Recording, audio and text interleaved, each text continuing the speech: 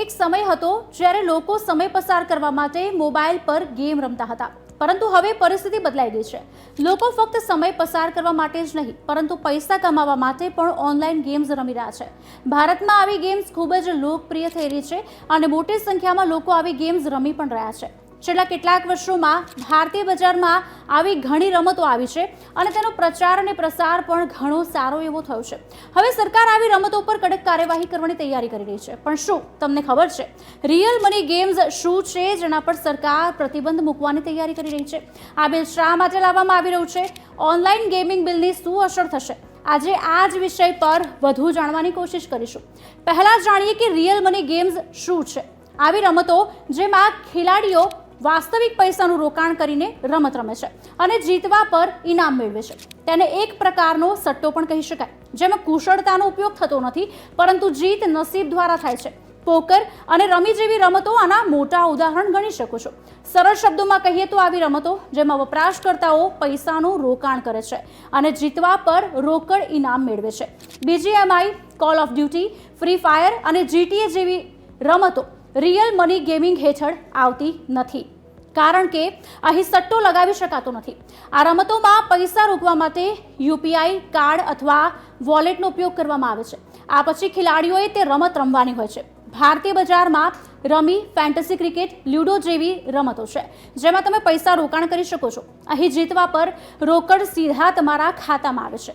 હવે એ જાણીએ કે શું વાસ્તવિક પૈસાવાળી રમતો અને સામાન્ય રમતો વચ્ચે કોઈ તફાવત છે ખરો? રિયલ મની ગેમિંગ અને કોલ ઓફ ડ્યુટી અથવા તો ફ્રી ફાયર જેવી ફર્સ્ટ પર્સન શૂટર ગેમ્સ વચ્ચે તફાવત છે। રિયલ મની ગેમિંગમાં ભાગ લેવા માટે તમારે પૈસા ચૂકવવા પડે છે। ઉદાહરણ તરીકે પોકર, રમી, ફેન્ટસી સ્પોર્ટ્સ અને કસિનો ગેમ્સમાં ભાગ લેવા માટે તમારે તમારા પૈસાનું રોકાણ કરવું પડે છે અને જીતવા પર રોકડ મેળવવી પડે છે। બીજી બાજુ તમારે BGMI, ફ્રી ફાયર અને COD જેવી મોબાઈલ ગેમ્સ રમવા માટે પૈસા ચૂકવવાની જરૂર નથી। જો કે અહીં પણ ઇન એપ ખરીદીની સિસ્ટમ છે, પરંતુ અહીં કોઈ સટ્ટો નથી। તેના બદલે ગેમર્સ ઇન એપ ખરીદી સાથે સ્કિન ખરીદે છે અને બંદૂકો અપગ્રેડ કરે છે। અહીં જુગાર જેવું કશું જ નથી। આ બિલ શા માટે લાવવામાં આવી રહ્યું છે તે પણ જાણી લઈએ। Online gaming promotion and regulation bill 2025નો ઉદ્દેશ ઈ સ્પોર્ટ્સ અને ઓનલાઈન સોશિયલ ગેમ્સને પ્રોત્સાહન આપવાનો છે। તે જ સમયે તે એવી ગેમ્સ પર પ્રતિબંધ મૂકશે જેમાં પૈસાનો સીધો ઉપયોગ થાય છે। નિયમનકારી દેખરેખ અને વપરાશકર્તા સ્પોર્ટ્સ માટે એક સેન્ટ્રલ ઓનલાઈન ગેમિંગ ઓથોરિટીની રચના કરવામાં આવશે। આ ઉપરાંત તે વ્યસન, નાણાકીય છેતરપિંડી, મની લોન્ડરિંગ અને આતંકવાદી ભંડોળ જેવી ચિંતાઓનું પણ ધ્યાન રાખશે। આ મુદ્દાઓને વાસ્તવિક પૈસાથી થતી રમતો ઉપર પ્રતિબંધ મૂકવાનો મુખ્ય કારણ તરીકે દર્શાવવામાં પણ આવ્યું છે। હવે એ જાણીએ કે ઓનલાઈન ગેમિંગ બિલથી અસર શું થશે।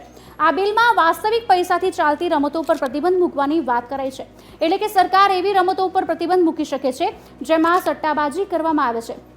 જો કે સરકારે આ અંગે કોઈ સત્તાવાર રીતે માહિતી આપી નથી।